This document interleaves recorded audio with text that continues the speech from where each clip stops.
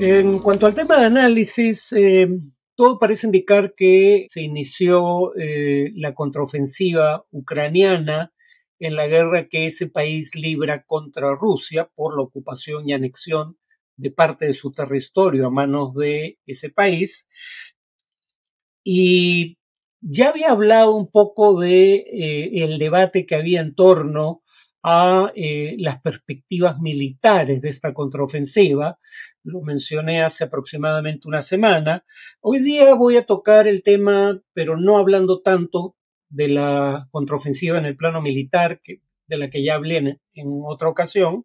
sino en torno al tema de las sanciones y su efecto sobre la economía rusa y además cómo podríamos ver una salida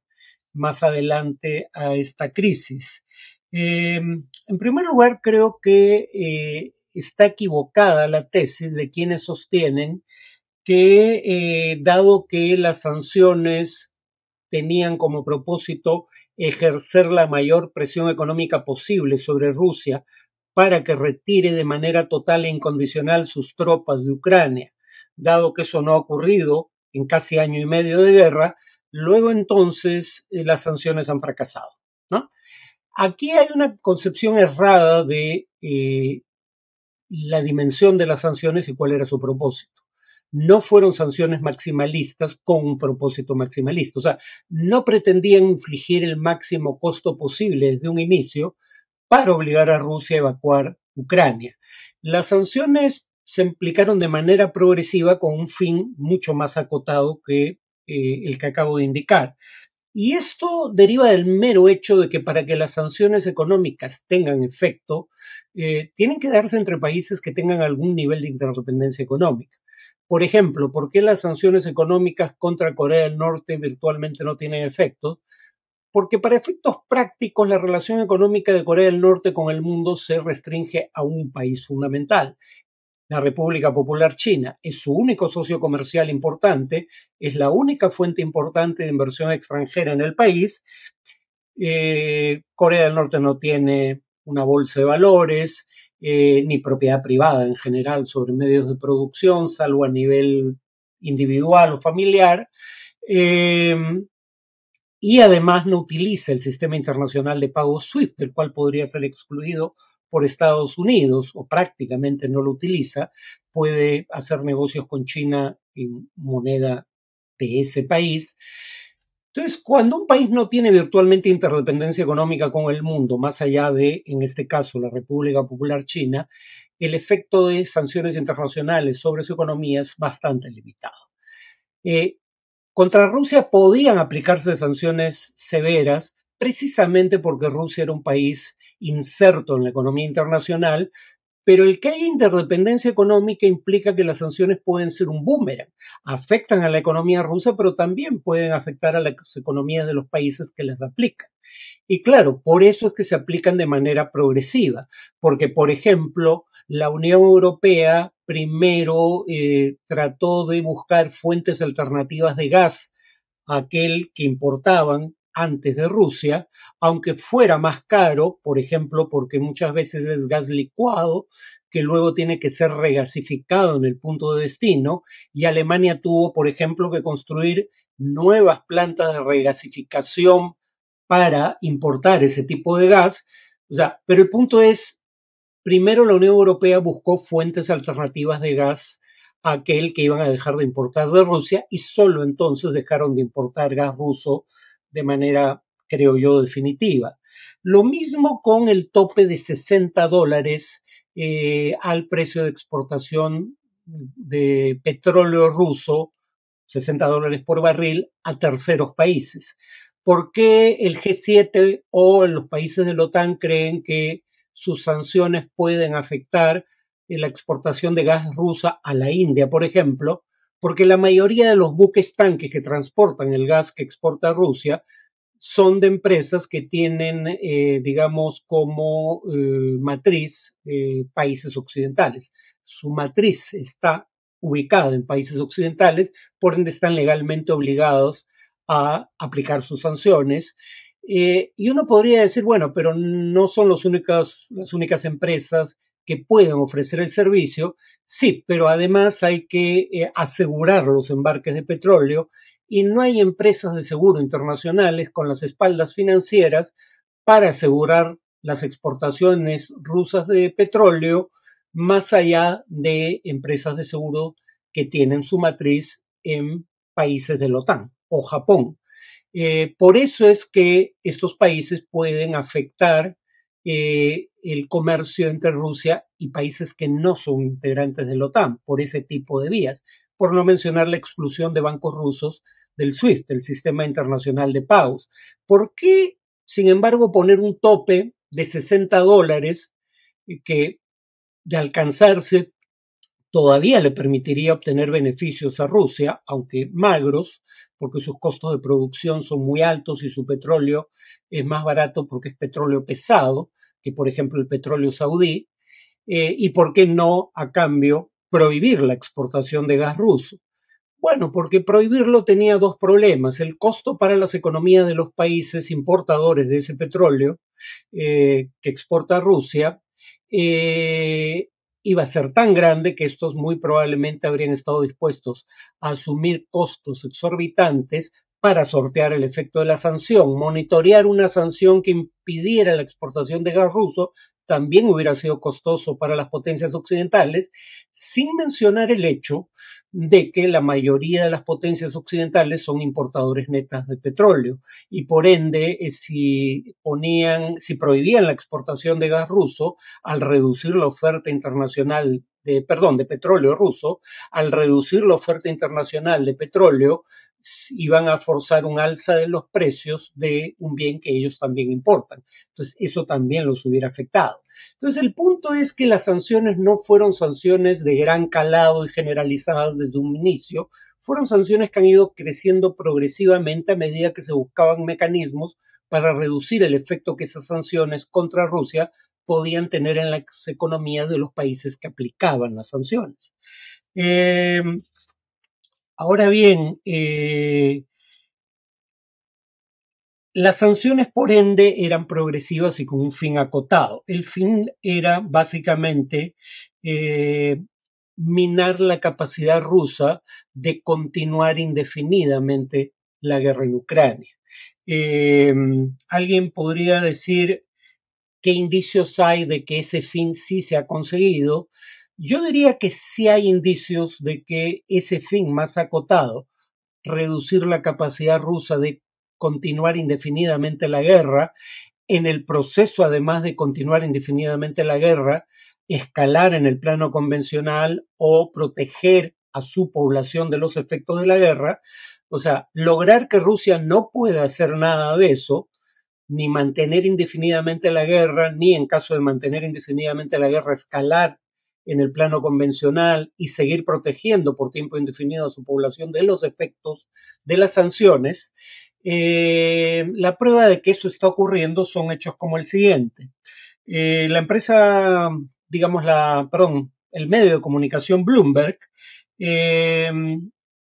tuvo acceso a un informe reservado del gobierno ruso donde éste reconoce lo siguiente: simplemente no hay proveedores alternativos para algunas importaciones críticas. Por ejemplo, las importaciones de microprocesadores avanzados, aquellos que se miden en 9 nanómetros o menos, y que Rusia no puede obtener de países como China sencillamente porque China no los produce. La producción mundial está básicamente o da cuenta del ensamblaje final, aunque con componentes o maquinaria y derecho de propiedad intelectual de otros países occidentales, pero dan cuenta de la mayor parte de la producción mundial, la virtual totalidad de la producción mundial de microprocesadores avanzados. Por un lado, TSMC, una empresa taiwanesa que produce cerca del 90%, y por otro lado, la empresa coreana Samsung. Por otro lado, Rusia sí puede obtener microprocesadores menos sofisticados de China o de terceros países, pero ahí las sanciones también tienen un efecto. Por ejemplo, se detectan incrementos dramáticos de las exportaciones de celulares o electrodomésticos como lavadoras de países miembros de la OTAN a ex repúblicas soviéticas como las del Asia Central o Armenia. ¿Por qué? Porque todo parece indicar que estos países estaban reexportando esos celulares en el caso de Armenia o lavadoras en el caso de las ex repúblicas soviéticas del Asia Central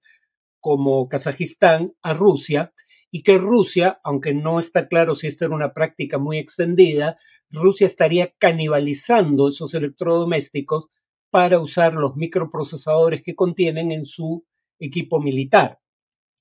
Comprenderán que esto implica, uno, que no son los microprocesadores más adecuados para ese propósito, y dos, que son microprocesadores que, dado esta triangulación que hay que hacer, terminan siendo mucho más caros que los que podrían haber obtenido comercialmente de no mediar las sanciones. Y además hay indicios eh, de que eh,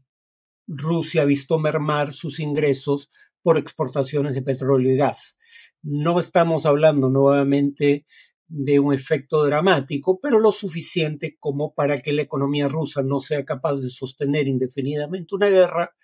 que además no puede escalar en el plano convencional y que tarde o temprano no pueda simplemente proteger a su población de el costo de las sanciones, además del costo mismo de pelear la guerra.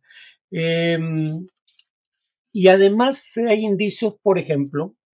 cuando digo que Rusia no puede escalar en el plano convencional, ¿de dónde saco esto? Bueno, hay indicios de que Rusia no tiene ya la capacidad de reponer los tanques que pierde mensualmente en el frente de batalla, porque tiene una capacidad muy limitada de producir nuevos tanques o de repotenciar tanques antiguos, y eso lo sabemos porque hay una empresa o una entidad